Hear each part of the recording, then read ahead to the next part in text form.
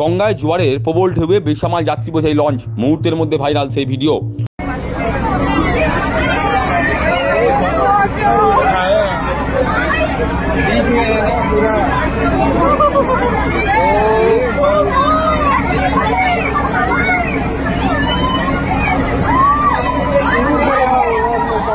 গঙ্গায় জোয়ারের প্রবল ঢেউয়ে বেসামাল যাত্রী বোঝাই লঞ্চ, মুহূর্তের মধ্যে ভাইরাল হয়ে গেল সেই ভিডিও। সূত্রের খবর, মঙ্গলবার দুপুরে দক্ষিণেশ্বর থেকে বেলুড় যাওয়ার সময় উত্তাল গঙ্গায় বেসামাল হয়ে পড়ে যাত্রী বোঝাই লঞ্চটি। ঘটনায় রীতিমতো আতঙ্কে হুড়োহুড়ি পড়ে যায় যাত্রীদের মধ্যে। অসুস্থ হয়ে পড়েন বেশ কয়েকজন যাত্রীও।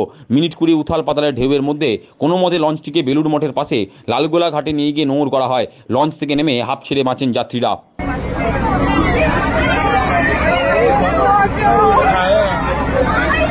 बीच में पूरा